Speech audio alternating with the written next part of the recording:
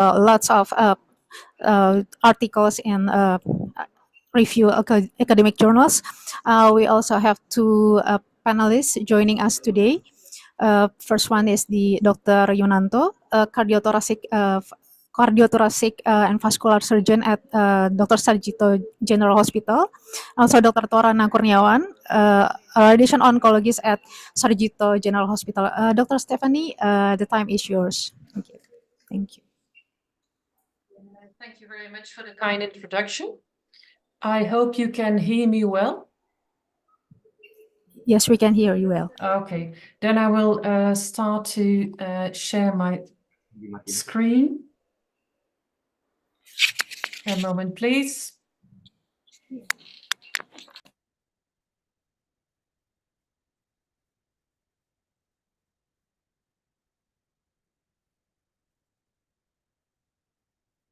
I hope you see my screen now. No, it's not correct. Sorry. I did the wrong thing.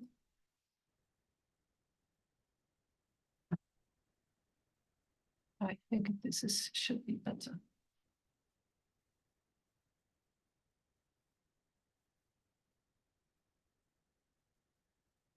Okay, I hope you see my presentation now.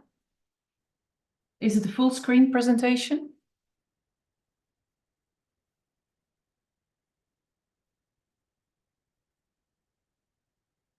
Okay, I hope you see a full screen presentation. Yes, okay, thank you. Okay, good afternoon, I have to say for you. Thank you for the kind introduction. And indeed, I'm going to talk about thymic tumors today, but not only thymic carcinoma, also thymoma. What I want to discuss, you will see in the next slide. So this is an overview. So first, I would like to talk a bit about the classifications that are used for this tumor. Then we'll go to how the diagnosis is usually made. I want to go over the treatments. I will put a more emphasis on the radiation. And then finally, recurrences. So as you know, thymic tumors are very rare, and the annual incidence is about 1 to 3 to 3 per million. And for thymic carcinoma, the incidence is even much lower. And in the Netherlands, for instance, we have about 80 to 90 patients, thymoma patients a year.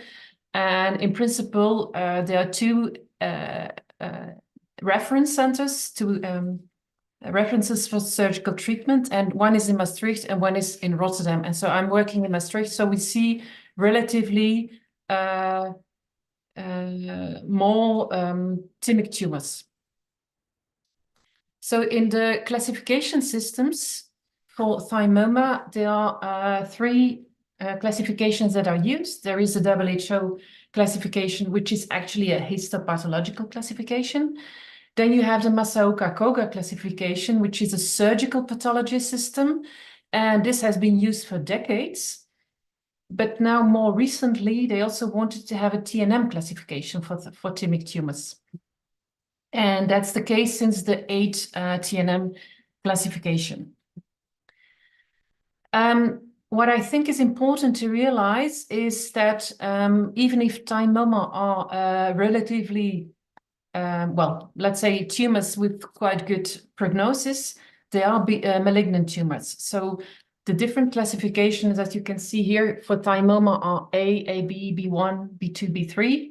These are the most common ones. And this number 3 here means that it's a malignant tumor. Of course, thymic carcinoma is malignant. That is very clear. For the WHO classification, this classification is made based on the proportion of T lymphocytes and epithelial cells, which is more, well, in the less aggressive one, the A and the AB, you have more T lymphocytes, and the more you go to the B3, the more epithelial cells you will have.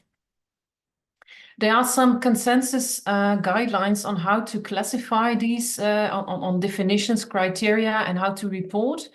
But even though there is quite some inter-observer variability, and I will show you a study on this a little bit later. First, I want to show you that this overall survival, well, the way WHO classification separates for the different for the survival. So type B3 is doing worse than B2 than B1, and type A is doing very well, both in overall survival and disease-free survival. So I just said there is quite some, there can be some discordance when you look at classification, how pathologists classify. And this was an interesting study from the French group, the Rhythmic group. This is the Rhythmic Thymic epithelial tumors group. They did a study where they analyzed nearly 500 patients with thymoma and thymic carcinoma. They had a histology, how it was defined by the local pathologist, and then all slides were centrally reviewed. And what they saw, there was in 39% discordance, which is really huge. This could be a histological discordance, but also sometimes a stage. But not all these discordances will lead to a different treatment. Only, well, in 6%, then still there was a major discordance. So there was an impact on the treatment, mainly regarding the post-op radiotherapy. In the Netherlands, we have a thymoma panel where you can send your slides to. And that's in Rotterdam. So we can send a slide, and then a panel of several pathologists will review your slide to see if your diagnosis is correct. So next is a Masaoka-Koga classification. As I said, has been used for a long, long time.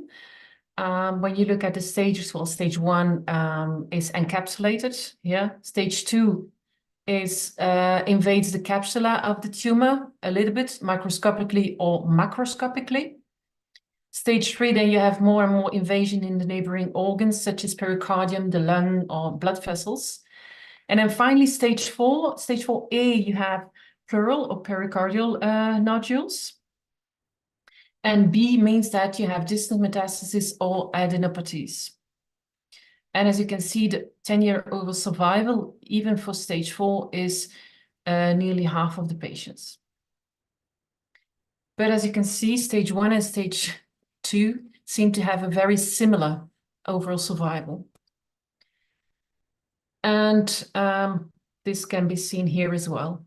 So stage 4A is, of course, the worst, with stage 1 the best one.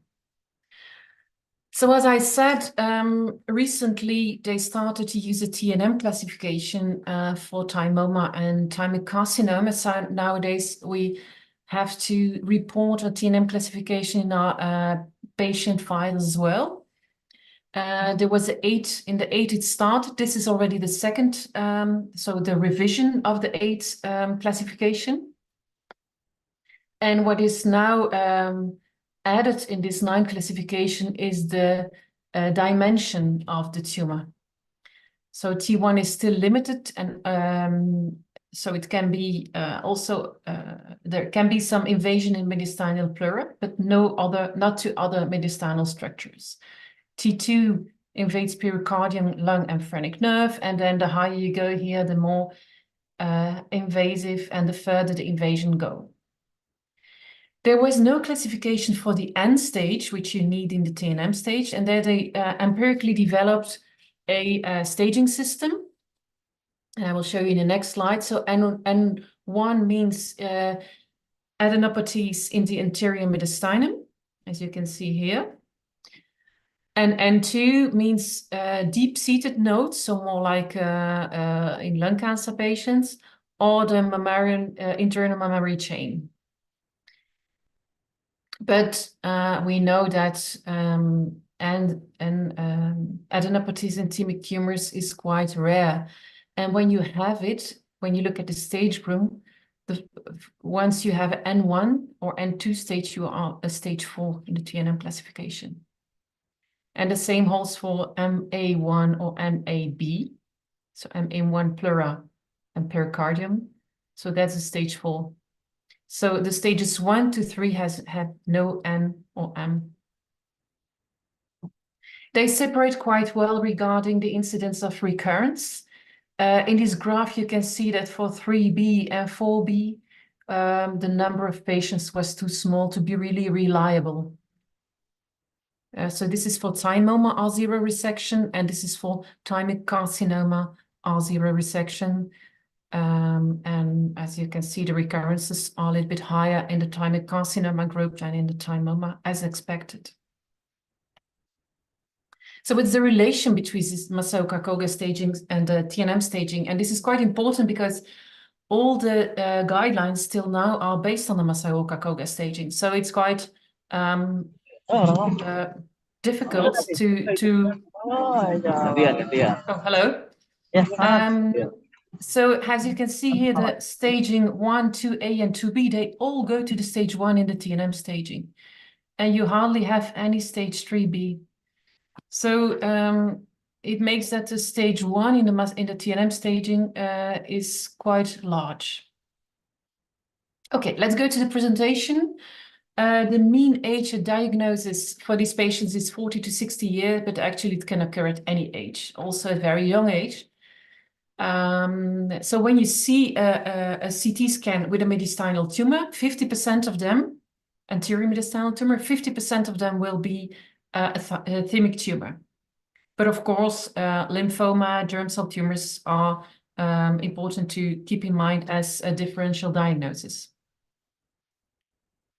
About 1/3 will have no symptoms, so there will be a coincidental finding. Some patients, when the tumor is already larger and more invading, they can have local compression symptoms. So vena cava superior syndrome or pain or dyspnea, but this is more rare. And there is also a big group that will present with a paraneoplastic autoimmune syndrome. And the most typical one is myasthenia gravis. And what is also very typical about these autoimmune syndromes, they mainly occur with types B, type B, AB, B1 and B2 tumors. So if in your clinic you have a patient with an autoimmune syndrome with myasthenia gravis and your pathologist says it's a carcinoma, then you have to talk to your pathologist because usually this is not, it does not occur with carcinoma. Myasthenia gravis is not the only autoimmune syndrome that can occur with thymoma, but it's the most common one. As you can see here, 2/3 will be myasthenia gravis. Pure red cell aplasia and Good syndrome are also quite frequent, but many autoimmune syndromes can occur, and this is not an exhaustive list, actually. What is myasthenia gravis? Well, it's a syndrome where you have a fluctuating muscle weakness with fatigability and exhaustion of the skeletal muscles, especially when you do exertion. And you of course, you have to do medical history and physical examination, but it can be confirmed by an electromyogram and the autoantibodies against the acetylcholine receptor. And well, if you have a patient with myasthenia gravis, 10 to 20% of them will have a thymoma. So, of course, we don't see these patients as a first in our clinic, but when patients have myasthenia gravis, you have to do a CT scan to exclude that there is no thymoma. In patients with thymoma, about 1 in 10 will have a subclinical myasthenia gravis. So that means they have these receptors, but they don't have the symptoms. And nearly all of them will develop myasthenia gravis later on, even after they had thymectomy. There we have shown that in a study here. This is from our group. Another reason to test for these autoantibodies is that you don't want to have a myasthenic crisis when you put them on anesthesia. So, which means they can have a respiratory failure and this can be fatal. So it's very important to know that before you go to surgery. one of the questions patients then ask is this going to go away, this paraneoplastic syndrome, after resection? A lot of them will have a resolution of their syndrome, but even after resolution, they can be a recurrence or an onset of a new one. And in some patients, there will be no resolution of their symptoms. How do you diagnose this? Actually, what you need is a CT scan, where you can try to make the difference between benign diseases, such as hyperplasia or a non-involuted thymus, rebound hyperplasia, for instance, after someone who got chemotherapy or an injury. In principle, a PET-CT is not essential and is not really part of the classical workup, but it can sometimes help, and mainly to make the differential diagnosis with lymphoma. If you think this could be a lymphoma, then of course a PET-CT will be necessary. The reason why the PET-CT scan is usually not so helpful is because there is not much uptake in of the FDG in a PET scan in many of the thymoma and even in thymic carcinoma. Although the chance of having a FDG uptake in a carcinoma is larger than in other histologies. I mean, in thymoma. MRI is usually not necessary, but sometimes it can help if you have a cyst. And then finally, I also want to mention that if you are planning to go to surgery and on CT scan, it's really very suspicious of a thymoma, you don't need to do a mediastinal biopsy. You go to surgery directly, except if you are not certain of your diagnosis or if you want to give induction therapy first. So if you want to start with chemotherapy, then you do a biopsy before. For the treatment, there are these very nice guidelines of the ESMO, and they've been published in 2015 already, so they're quite old, but they're still valid. And I know that they are working now on an update of these guidelines, and I think they will be published in the next year or so. The cornerstone of treatment is resection, and where you, of course, aim at having an R0 resection. The principles of surgery, well, there is a tendency in the last decade to go for open surgery to more and more minimally invasive techniques with video or robots. And the golden standard is a thymectomy. Thymomectomy can be an option in stage 1, but to be honest, we never do it, especially not if you have a paraneoplastic syndrome. Then you really have to take out everything. What is important for a radiation oncologist is that if your surgeon, well, to discuss with the surgeon, and also that if they, to tell them if they're not certain about a resection margin, it's important to leave clips because it can help us later on to define our the best the region of interest where we want to irradiate. Then comes the question in surgery whether a lymphadenectomy is necessary, and this is very controversial. There has been a lot of discussion in the community whether it's necessary or not. Well, if you want to do a proper TNM staging, then of course you need to have pathology of the lymph nodes, but the impact on survival has not been shown. And prevalence in thymoma is very low, about 2%, but because many, of course it can be an underestimation because many people don't do the lymphadenectomy in thymoma. On the other hand, in thymic carcinoma, the prevalence is much higher. So in that sense, for thymic carcinoma, it really does make sense to do a lymphadenectomy. Is there also a place for surgery in stage 4A? Yes, there is. And it may improve recurrence rate and overall survival, as shown in this meta-analysis, where they looked at debulking surgery versus biopsy. And The surgery were various types of surgery. There were pleurectomies, but also pneumonectomies. And what you can see here, everything that the total, when you look at all these studies, and the total result is on the left side, which means this is in favor of debulking surgery. What type of surgery? Not really clear.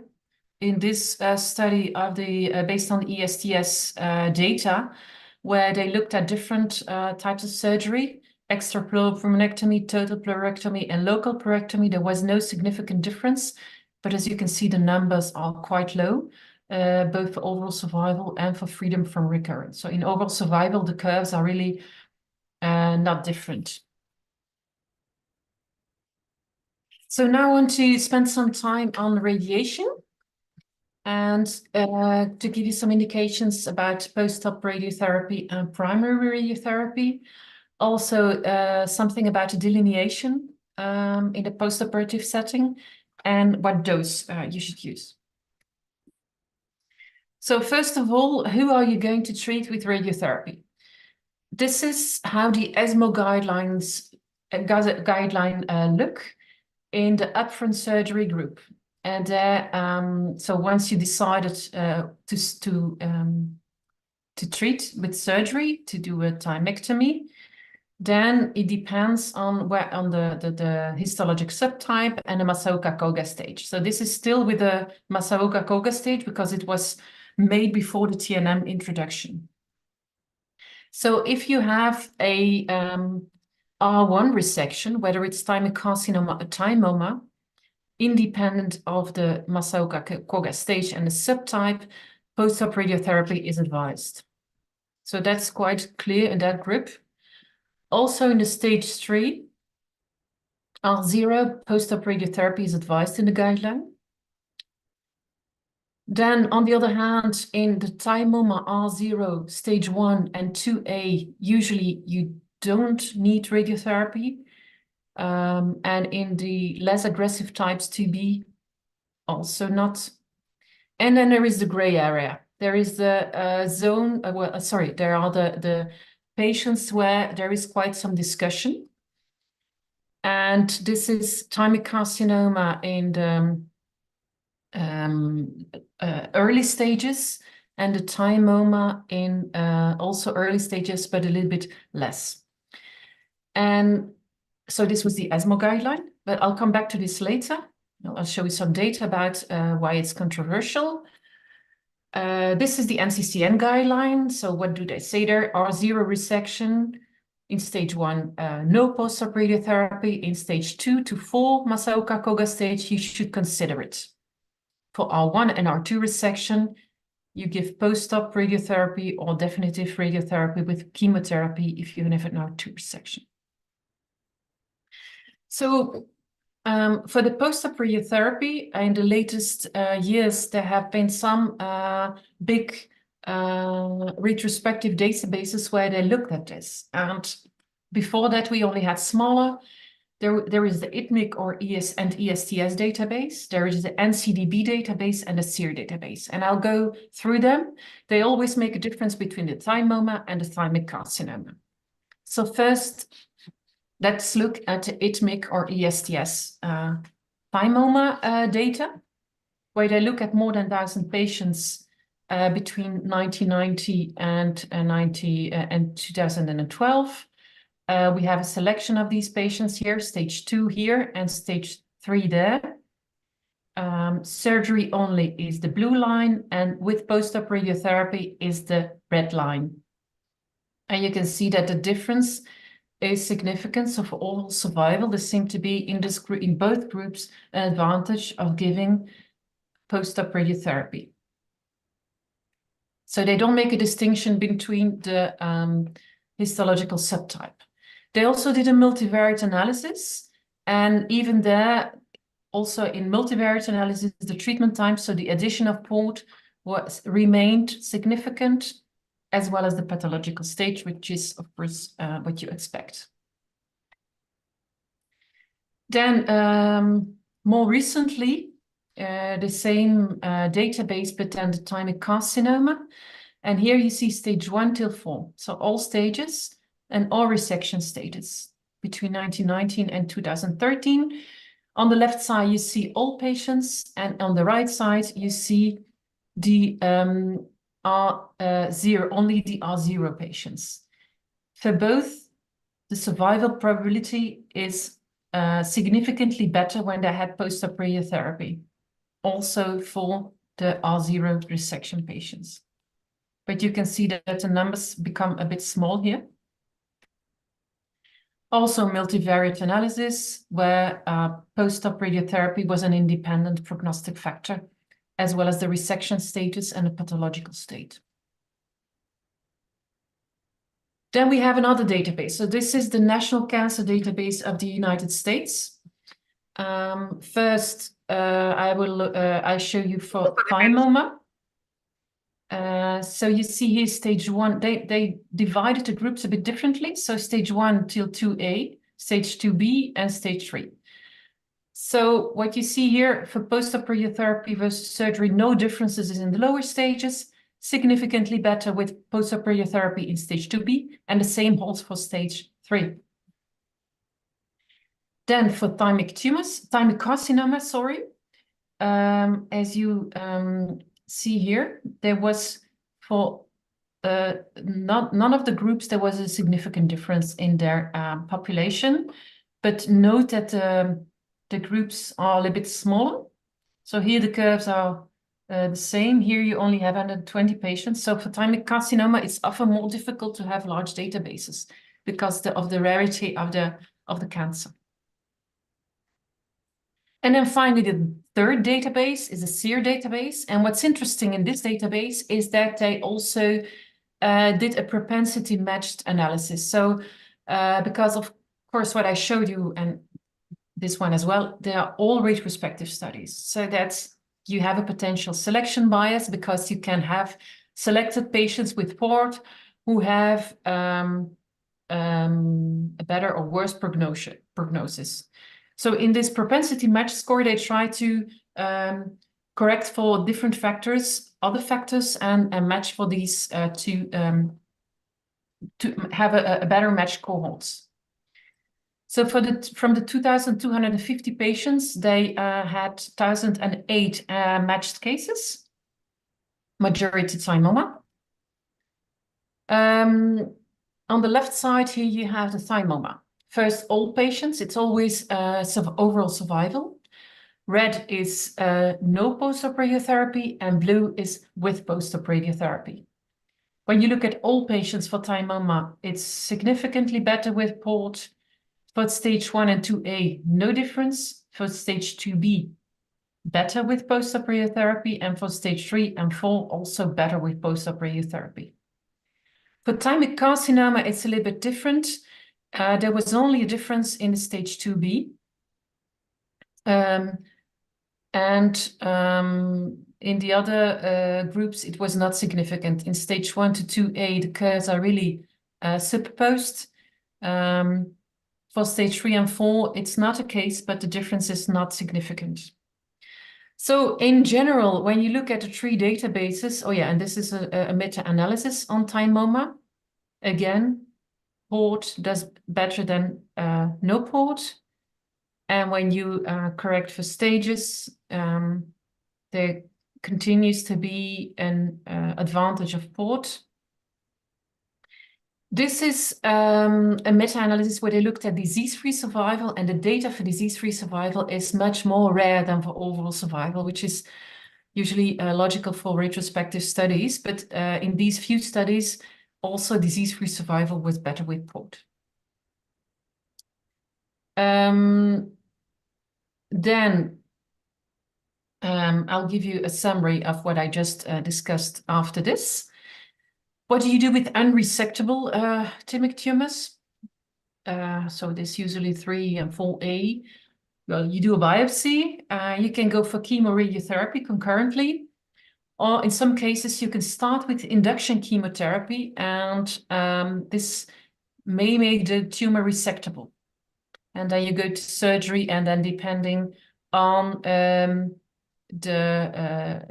stage, you can go for, well, usually you go for post-op radiotherapy anyhow. And when it's unresectable, then usually chemotherapy and radiotherapy, or radiotherapy alone. So what's the optimal dose? What dose should you give to these patients if it's post-op or if it's a primary radiotherapy?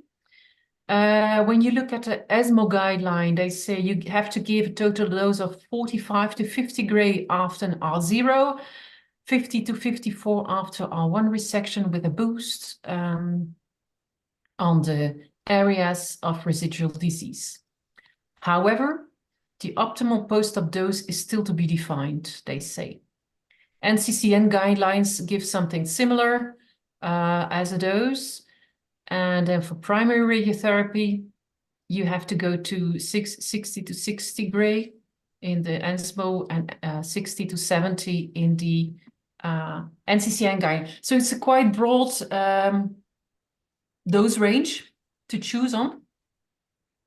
And these guidelines, well, I looked at it and well, it's been like that for decades, this dose. And because I wondered whether this, there is more data nowadays to give a more specific dose. With our group, we did a systematic review to see if in the 3D area, so with 3D conformal radiotherapy, we have some dose response analysis. And so we did a systematic review, which was quite disappointing, although it's often like that in rare tumors. When you do a systematic review, you don't have a lot of good data. What came out of this study is that for definitive radiotherapy, so if you give primary radiotherapy, there seemed to be a dose response, and you needed to give, we found 3 studies, and they all show that you needed to give at least more than 52 or 54 gray. And that there was indeed a dose response. For post-op radiotherapy, there was that was not so clear. So there was no difference if you gave a little bit less than 50 gray, so usually it was 40 to 50 gray or 51 to 60 gray. So our conclusion was that in post-op radiotherapy, there is no improvement above 50 gray if you have an R0 resection. And for primary radiotherapy, that there is an improvement, so that you have to give at least 54 gray. But the data was very poor in this 3D area. So in conclusion, I think we can't change the existing guidelines. What we do in our center is to give 54 gray in an R0 resection to the tumor bed, and we do a simultaneous integrated boost when we have R1 or R2 resection, and we go to 50 gray for R1 and to 60 gray for R2 resections. And for primary, we give 30 times 2 gray in analogy and to non-small cell lung cancer. So in conclusion about post-op radiotherapy and definitive radiotherapy, when do we give it? After incomplete resection. Post-op in stage 1, there seemed to be no benefit, and in stage 2, there seemed to be an overall survival benefit. And then in stage 2, so based on the studies I've showed you, for B3, and it's to be considered in B2 and stage 2B. There are 2 randomized trials ongoing. So there is until now no randomized controlled trials that looks at this, but in China there is an ongoing trial for Masaoka stage 2 and 3, and a similar study is ongoing in France, but it will take several more years before we have the results of these trials. And these are the recommended doses. For the radiation oncologist in the group, I think it's important to show you this study that we did in our center together with 4 other centers, and we looked at the delineations that are done by the radiation oncologist, by the surgeon, and by the surgeon and the radiation oncologist together. So we all had, each center had a few of their own cases where they had that had been treated with post-op radiotherapy. And we asked them to ask their surgeon to look at the scans and to delineate where they think the high-risk zones were. We looked at the volumes, and then in the end, we also put the radiation oncologist and the surgeon together and asked them to delineate together. And then we compared the volumes.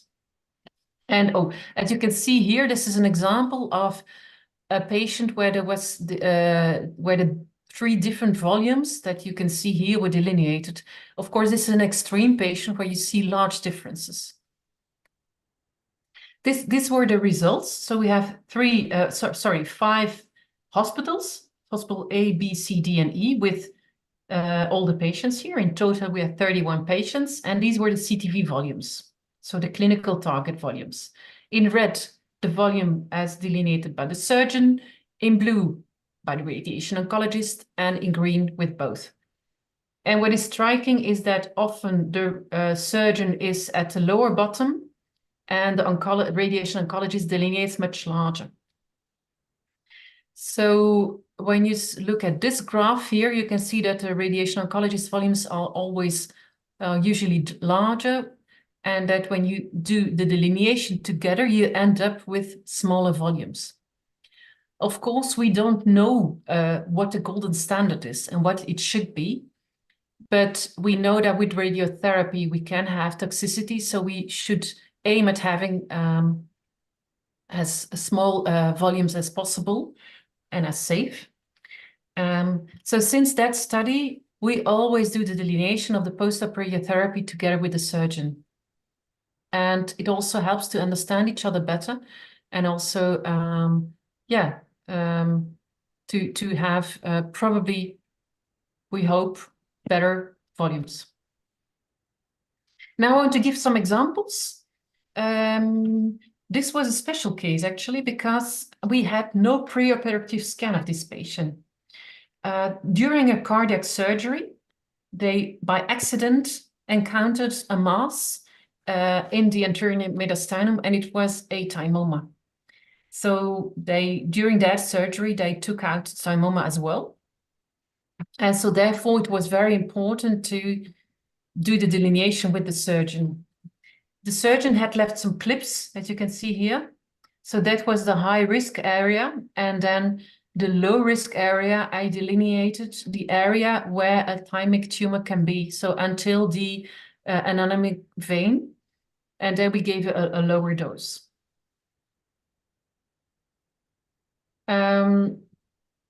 This is an example on how the dose distribution looks like of this patient. On the left side, you see a photon plan.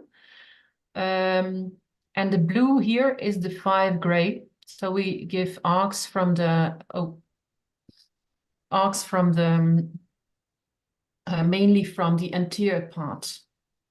On the right side, you see a proton plan where we can better spare, the low dose bath.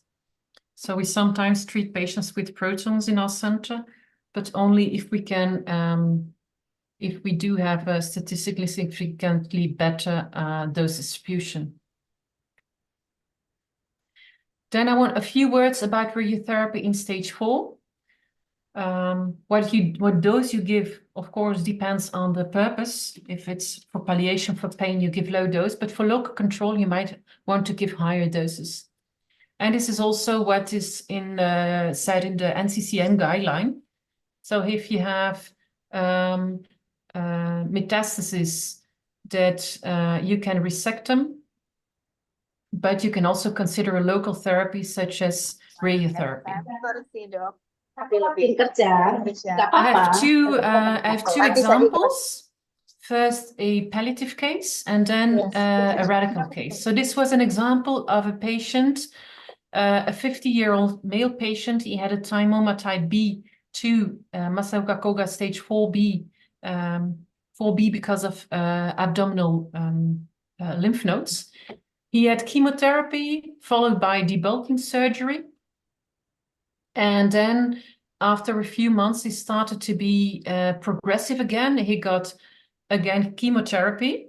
but it was stopped after 2 cycles because it really did not tolerate it well and there was no response. So he was considered for best supportive care.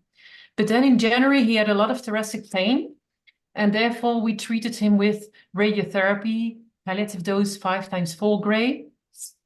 It was quite a big volume. So as you can see here is the whole pleura, and you have a shrunken lung here. The whole pleura is full of tumor, but we only treated the part that was painful with a VMET technique.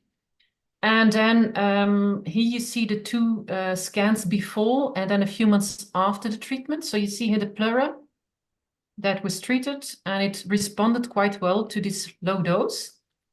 Also here, next to the spleen, you see a very good response. And then here, a little bit higher up, there is the pleura where we did not treat with radiotherapy, and there you see, of course, that the pleura is progressing quite a lot. So even with low doses, you can achieve very nice palliative responses. Another example is a patient who had a thymectomy in 2018 for this very small lesion, a PTA1, a type AB. He experienced after 2 years a plastic anemia, which is then a paraneoplastic syndrome. And it appeared 2 years later that he had a small pleural lesion on the right side, and it was suspicious for an end metastasis because of the location and because it was solitary. And because the pleural nodule was persistent and slow growing, and there were no other sites, we decided to go for a radical treatment. We gave it stereotactic radiotherapy in 5 × 8 gray, which is the equivalent dose of 60 gray in 2 gray. When I examined the patient clinically, it indeed, the place where this nodule was located corresponded to where I could see a surgical scar. So that's why we think it was an end metastasis, so a little bit of spilling during the surgery. So this very small nodule was treated. You can see here before the treatment, and after the treatment, it disappeared. Okay, then finally, a few words about systemic treatment. Well, in the curative settings, you can choose for CAP, but that's quite aggressive regimen. In the concurrent setting, cisplatin and etoposide, there are other potential, there are combinations. Also, some targeted therapies have been looked at. And then a bit of caution for immunotherapy. A lot of thymic tumors do express PD-L1, but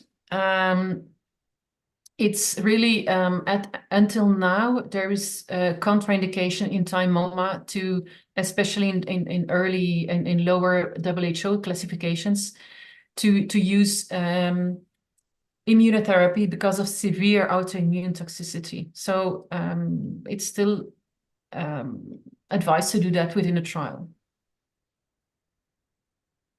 The autoimmune disorder has to be treated as well. So if you have a myasthenia gravis, we send the patient to the neurologist to have a treatment for that. And regarding the follow-up, that's how we do it. And that's also what the guidelines advise. So you do first a post-op baseline CT scan 6 weeks after the surgery, approximately. And then depending on how extensive the disease was, we do a yearly CT scan or a little bit more if it was a more aggressive tumor until 15 years after treatment. For younger people, you can consider an MRI instead of a CT scan because of the radiation of the scan. Then I thought it would be nice, I think, to show you the recurrence patterns of thymoma and thymic tumors. This is a study where they looked at the recurrences after post-op radiotherapy in thymoma. And what you see here are the blue dots are the recurrences out of field and the red in field. So you can see that the majority has a pleural recurrence out of field. So typically for thymoma, when they recur, they have pleural recurrences. For thymic carcinoma, this is another study, but they made a similar picture. It's a bit different. Here you can see that the majority has pleural and distant recurrence or distant recurrence. So they're more aggressive, so it's not so surprising. And also for recurrences, it's advised to be aggressive if possible, as this can impact progression-free survival and overall survival. And even for recurrences, you can achieve good results. I have to say that everything, all the studies I've shown, they're all of very low level evidence. So if you look at the typical levels of evidence, 1 till 5, with level 1, the best evidence, and level 5, the worst evidence. If you look at thymic tumors, you end up with very low level of evidence, but this is what we got, and therefore it's also important to have these big databases and to work together. So this is my final slide where I want to give some take-home messages. So in thymoma, 30 to 60% will present with a paraneoplastic autoimmune syndrome, and therefore it's also important to screen for anti-acetylcholine receptors. We have 3 classifications: the pathological, where it's also important, if possible, to have a central review; the surgical one, which is a Masaoka-Koga stage; and then the new one, the TNM stage, which is now in the 9th edition. The management of thymoma is based on low level of evidence due to the rarity of the disease. So multidisciplinary tumor board is always important. Surgery is a cornerstone of treatment, and post-op radiotherapy can be done for incomplete resection, stage 3, and can be considered for stage 2 with high-risk features.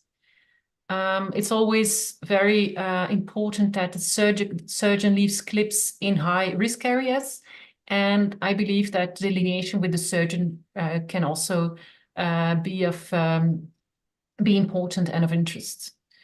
Don't forget to treat the autoimmune symptoms and the disorder. For the recurrences, thymoma will mainly, if they recur in the pleura, and thymic carcinoma mainly distant. But if possible, you can still be aggressive with surgery or radiotherapy. So this was my last slide. So let me know if you have some questions about it.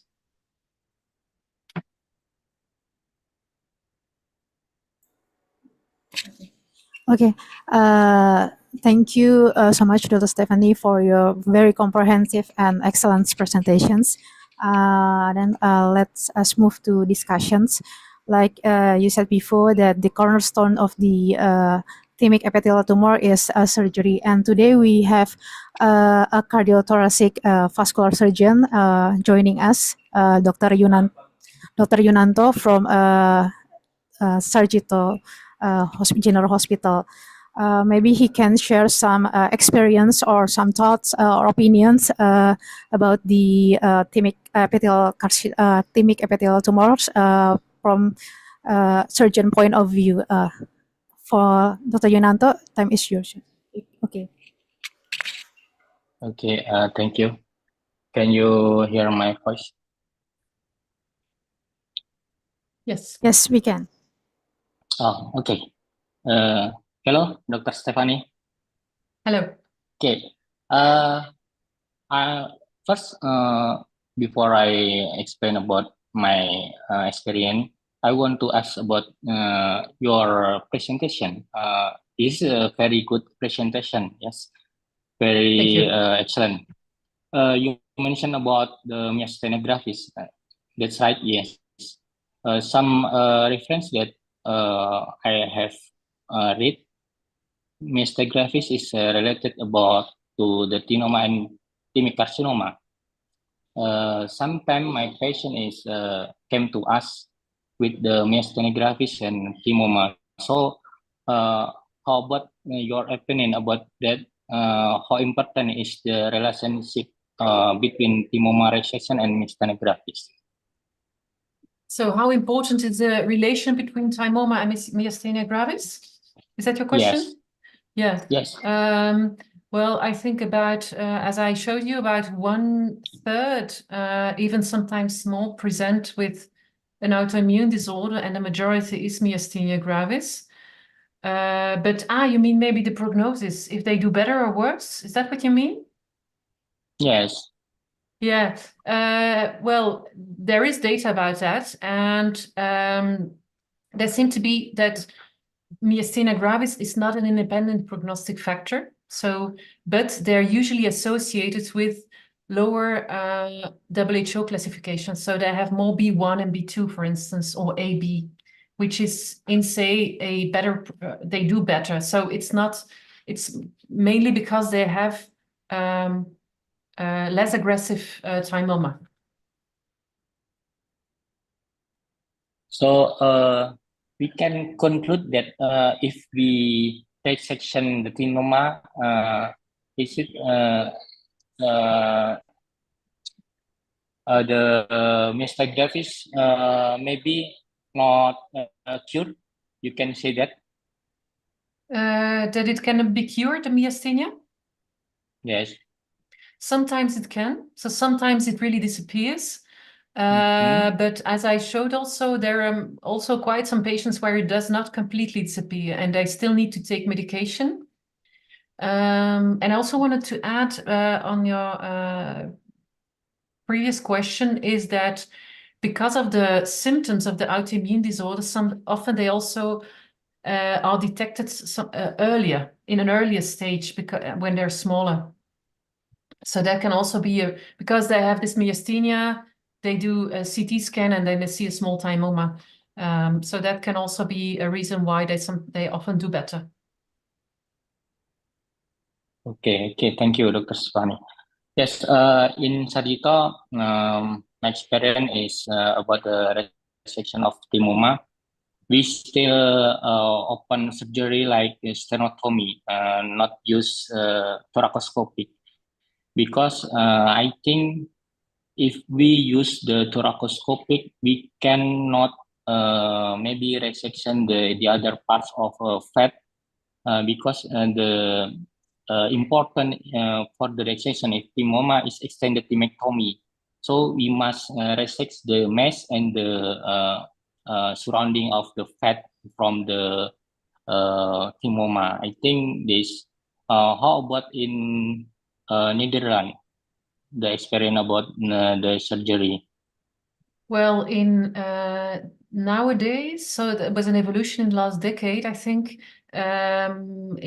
nearly all patients are have minimally invasive operate with minimally invasive technique, video assisted, but mainly robotic assisted, but sometimes a combination of the two as well. So of course, I'm not a surgeon, so I'm not really. I'm not an expert on that field, but when I discuss with the surgeon, he says for the small tumors, it's often, he finds that it's more easy to see behind the tumor with the robot compared to the video-assisted approach. And for difficult cases, he sometimes starts with robots and then opens, because with the robot, you can dissect some parts better than other. I don't know if that makes sense to you as a surgeon. But so the open surgery is only rarely done nowadays. Video or robot, I think it also depends on the experience of the surgeon, what they prefer, what they are good at.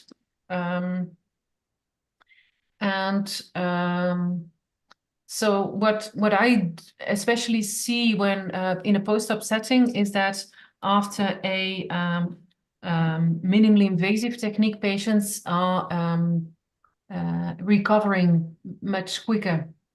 And of course, the pain is more is there for a longer time after the sternotomy.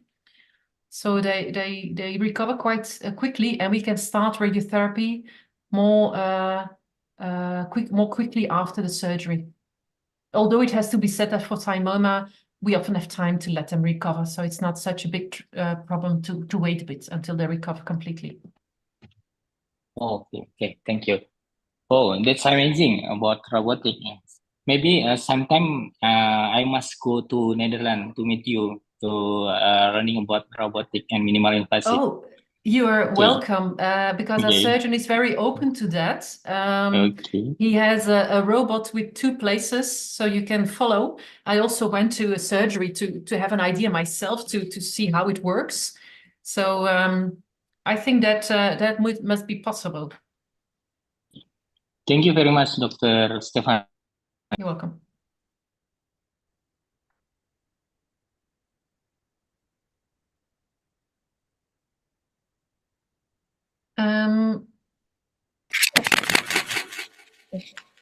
Thank you.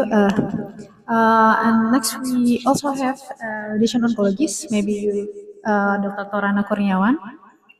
Maybe you can give us some thoughts about the radiotherapy, or maybe about the topic discussed before for postoperative. After, what do you do after the surgery? Okay, thank you for Dr. Torana. Yes, thank you very much, Dr. Lydia.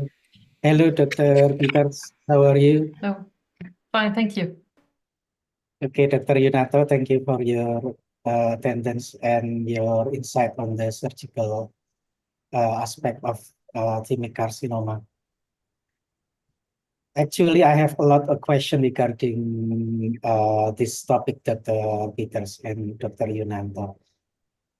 I'm interested in the possibility that your center has been work in collaboration with the surgeon to delineate the patient. It has never occurred to us before in our center.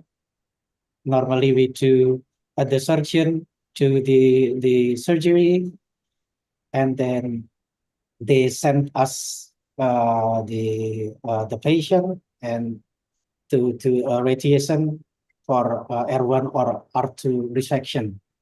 And we delineate our contour based on the preoperative volume of the gross tumor volume, and we do not consider the aspect of surgical when what kind of area that surgeon already manipulate during operation. And we see in your publication that it is quite different, and when we can work together, we can find a bridge between the CTV of a radiation oncologist and CTV according to the surgeon. Do you frequently use that, or it is only in your publication, or it is in and every thymoma patient you always do that with surgeon? And also, can we do the vice versa? Maybe when we the surgeon cannot attend our contouring session, do we often invite to the operating theater to see what surgeon do?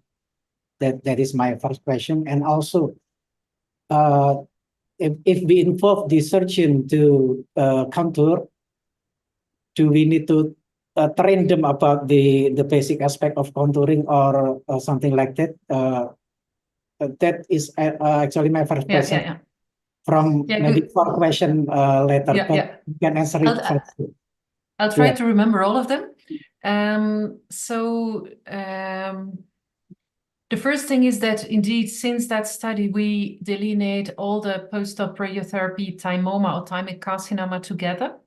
So I do like you do. I first prepare everything.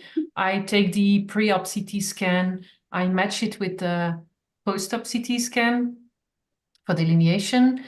I make the old GTV, I take a margin, and then I adapt the CTV to the new scan. I think that's what you also do.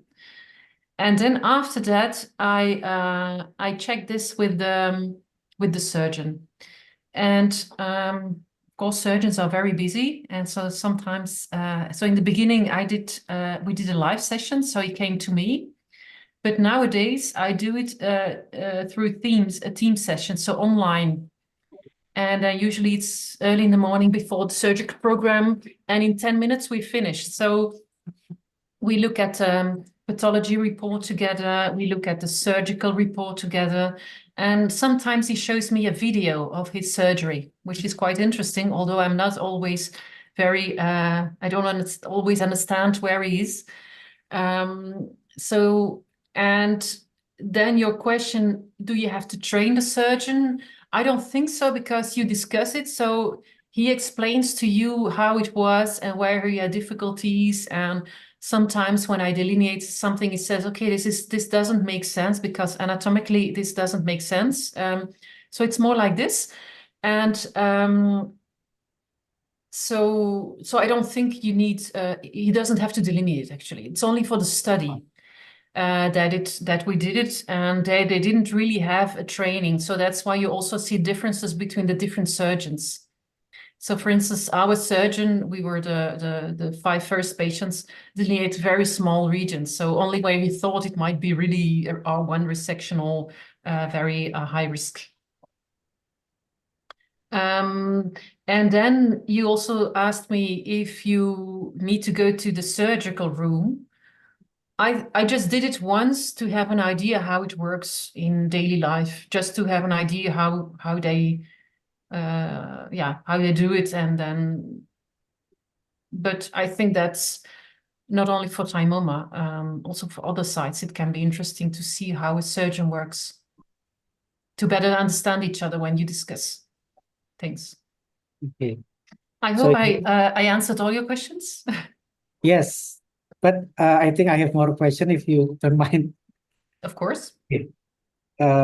So basically you invite with a meeting, and sometimes we just share the video of the operation and you decide together what to contour. Okay. And my next question will be about the target volume and also the motion management. We often we have a lot of advanced cases where we need to treat a high dose because it is ortho resection, or maybe sometimes it is unresectable, so we have to give 6 degree. And what about the lung and heart constraint, and also the motion management? Do you use a routine for the CT and also advanced verification techniques, or do you use more conventional way? Yeah. Yes. Yeah, we do a 4D CT, but I must say for post-op setting, it's difficult to use the 4D CT. So we use that 4D CT mainly if we do with protons, then we do a kind of propagation of the CTV by the system. And then we have 2 systems, and one system does a nice propagation and the other doesn't. So when we use ray station, for instance, it works quite well. If we do it in Eclipse, it doesn't work. So, but that's more to do a check of your motion and to see if your plan is robust enough. We do 3D imaging before each treatment. So we do a cone-beam CT every time. So that's how we check the treatment. So it's a 3D every time. Okay. What about those constraints, Dr. Peters, for the lung and the... Yeah, those constraints for the lung, we use the same ones as we use for lung cancer. But usually we are much below that. So we want to have a mean lung dose that is below 20 gray, but usually it's much lower. We look at V5. That's not a real very strict constraint, but we do look at it. And then for the heart, as you may know, there are no real safe constraints. So yeah, often it's a difficult location because many of these tumors are on the heart. So you do have to treat, you do have to give a high dose to a part of the heart. So we don't have a real, we really try to make it as low as possible.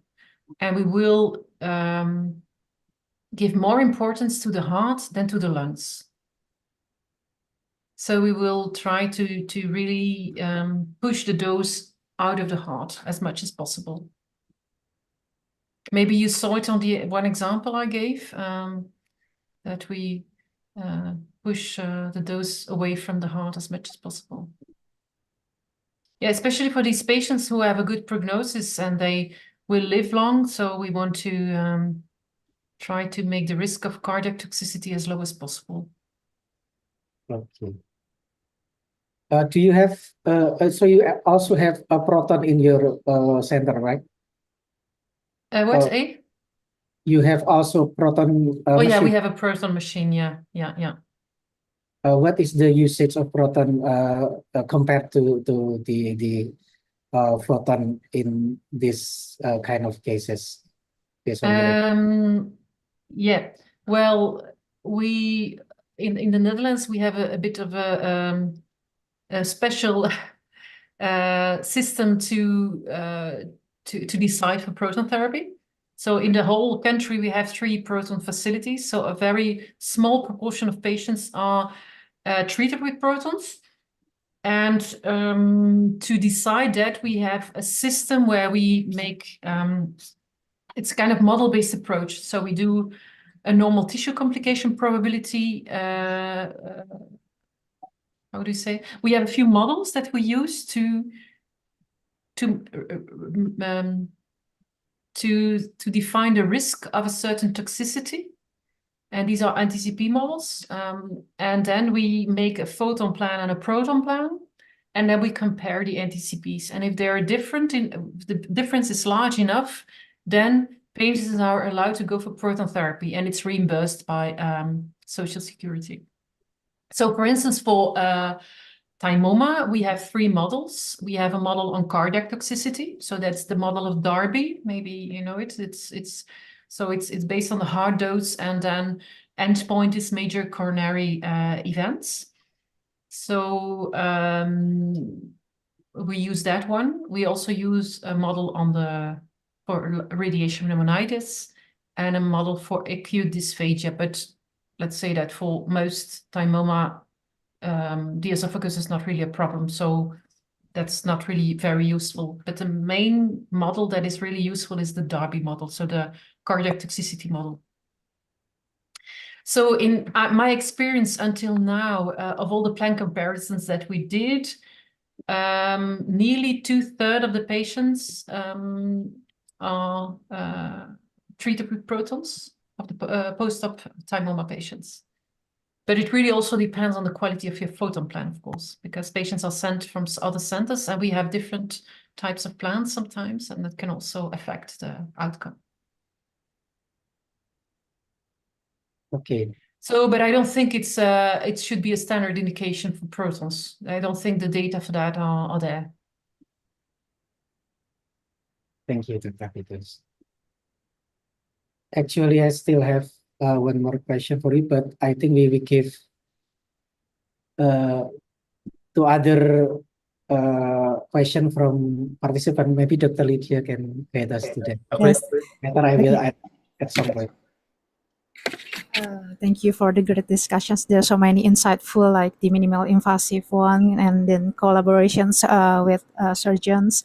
There's 3 questions. There are 3 questions from the participants. First one is from Elian Hudia.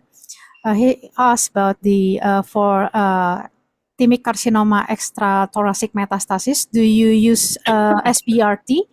And what is the threshold lesions number for considering local therapy versus systemic Also for localized thymic mass that is found to be not the usual type, but the neuroendocrine tumor.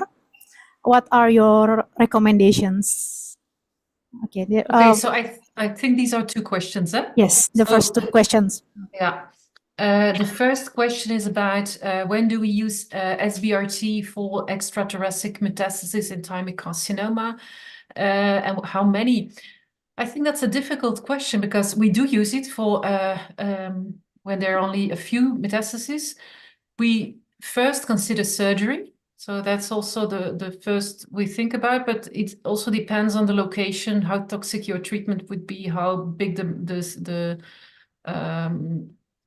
surgery would be, the wish of the patient as well. So we do it for localized disease. So let's say, for instance, a few pleural lesions. But the thing is that often when you see a few pleural lesions, when you would go inside and look at it, it's probably the top of the iceberg, and you probably have many more sites. We tend to use it more for thymoma than for thymic carcinoma. So it doesn't often, I don't often have this situation that we only have a few metastases in thymic carcinoma. But we would use it if there are only a few, but I cannot give you an exact number. And then the second question was about neuroendocrine tumor and positive margin after resection. Well, my presentation was not about neuroendocrine tumors, but if there is an R1 resection, I would go for a post-op radiotherapy. Yeah.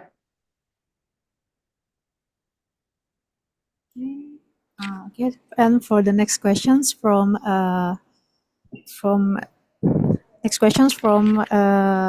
Fanny. How about the recurrence? What is the safe? How long? What is the safe durations for re-irradiations for recurrence tumor? So how long? And usually, what dose you give to re-irradiations for recurrent tumor? Yeah. Well, I think it depends on where it is exactly located. I don't think there is a real, well, of course, the longer the time between the first irradiation and second irradiation, as in all radiation, the more chance you have of a little bit of recovery of your tumors, but of your, normal tissues. For re-irradiation, we are very careful because we don't want to cause toxicity that will impact the quality of life. So if a person had, let's say, 60 gray in an area, I would not go for another 60 gray again. Usually, I think it's a bit difficult to give a general answer to this because there are so many different situations. It also depends on the volume and whether you can operate or not. So I would be careful with re-irradiation, especially in situations where you know that you will not cure the patient. It's different if it's only localized, and but if it was irradiated and it's the same area and it's localized, I would ask the surgeon if they still can go there.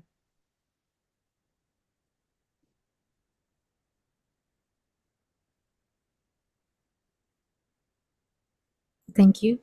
Another questions. This is from other participants.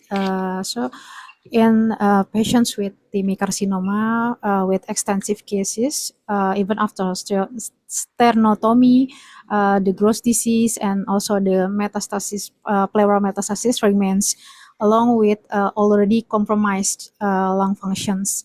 Do you have any suggestions regarding this situation? How can we determine tolerance to remaining lung tissue with these cases with already compromised lung functions? Thank you. I have to think about that. So what you mean is, I suppose, thymic carcinoma or thymoma. So you have R2 resection. Yes, Is that, yeah, but already, and a compromised lung function. yes, but the Yeah. lungs is already compromised. So Yeah. maybe it's I think you should do that preoperatively to see if you have a how your lung function is and how much a patient can miss. Well, often they have, of course, a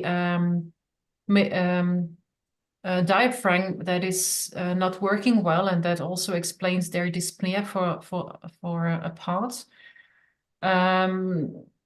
But I find it difficult to really answer this question because I don't know if it means that they want to have a big surgery and take everything away, or I think a lung function test and so on can help to try to make an approximation of that.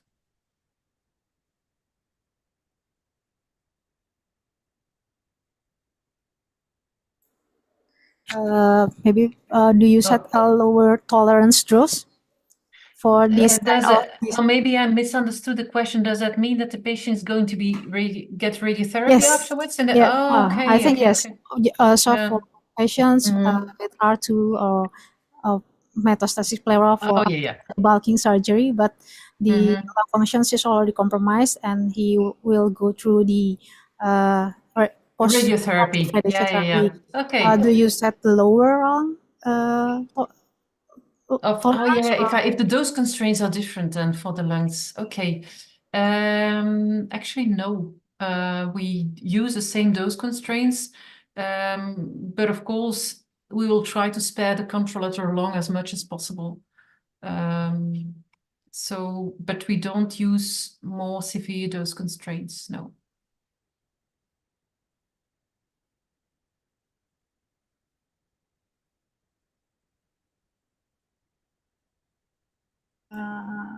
Are there any other questions?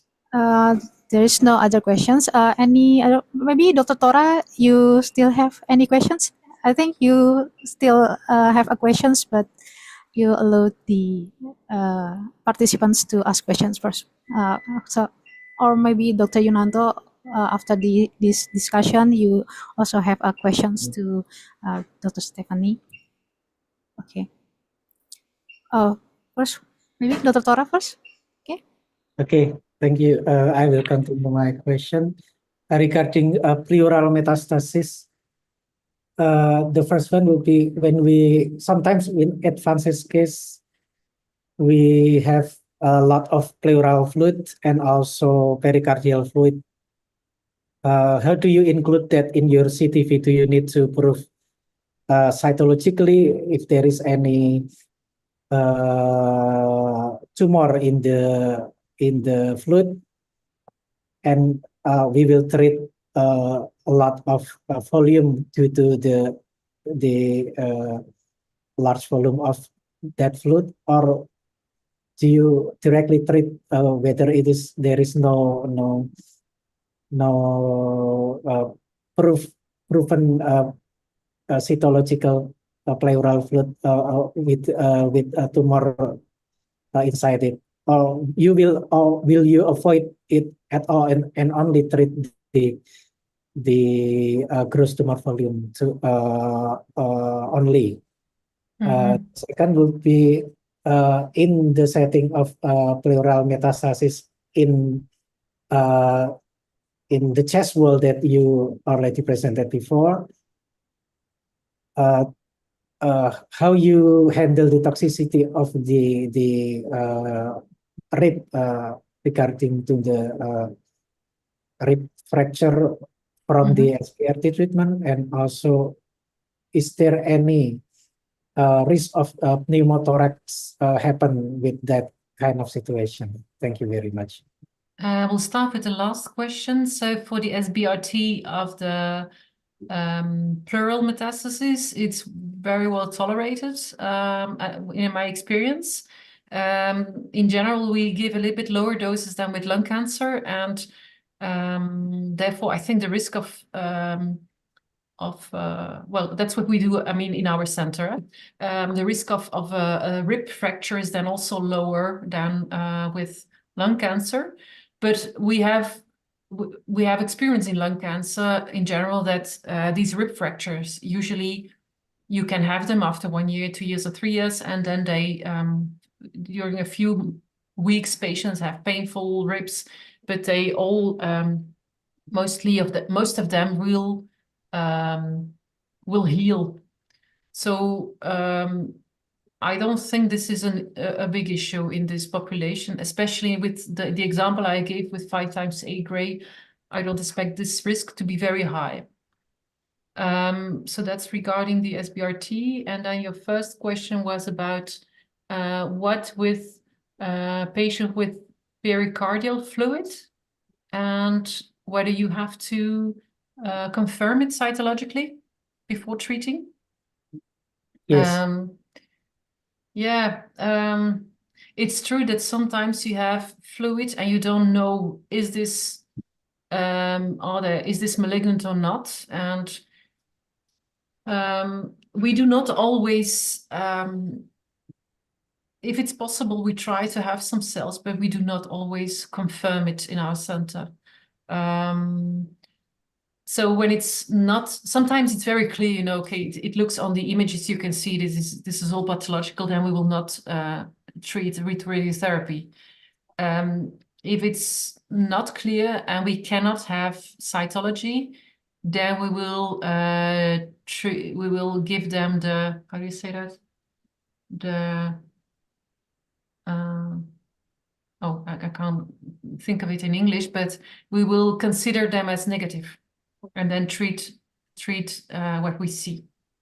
So then, yeah, we give them the best chances. Okay. So we omit the fluid volume, whether it is from pericardial or from pleural, because the volume will be too big. So if you think it's really malignant, then we will just not treat it at all, and also the rest not, because then it's not very useful, I think. Yes. So then you consider it as not fit for radiotherapy. That's and if you doubt it and you cannot have cytology, then we think, okay, let's consider it as a non-malignant.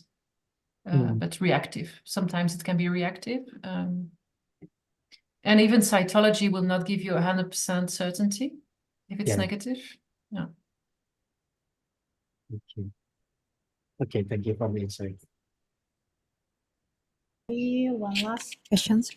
Dr. Yunanto, do you have any questions or comments or anything? Do you have any questions? I think it's enough for me. Okay.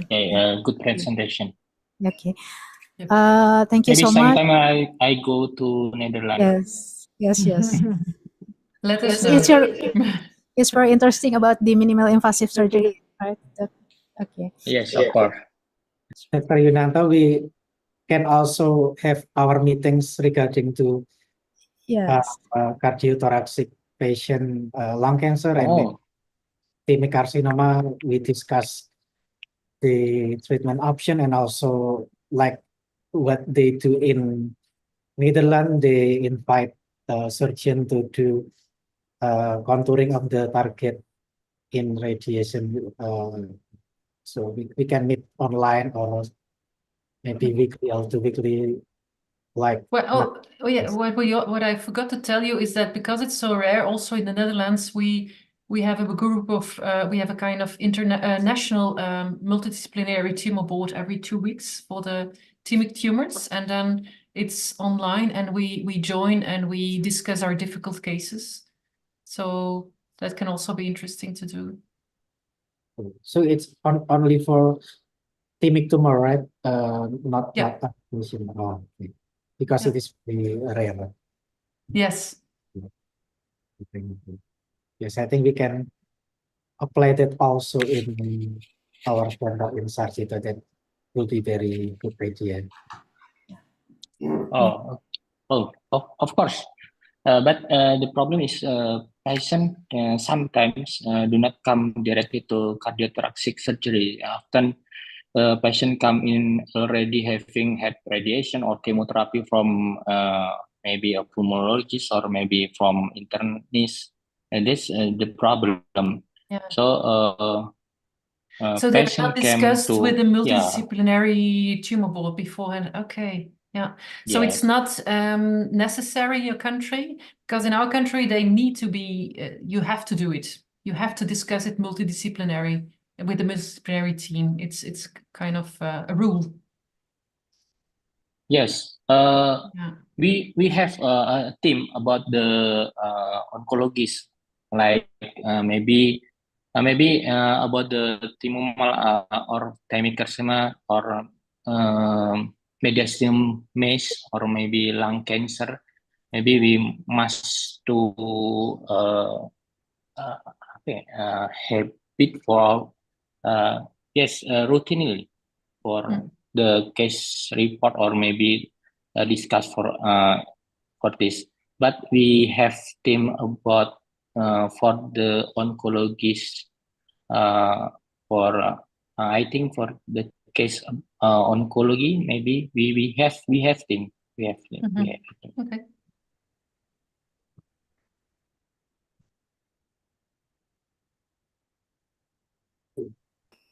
I think this will be the last. Thank you for a great presentations and great discussions.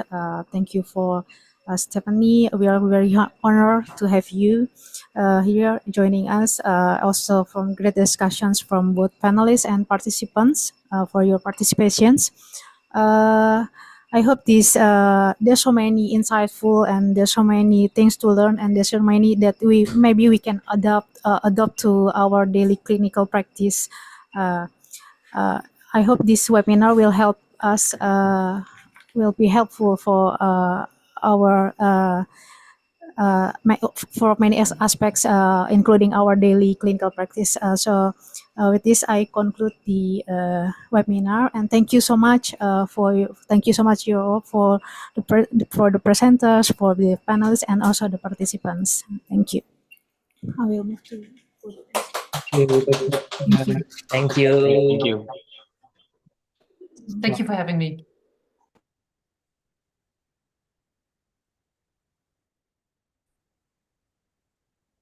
Jadi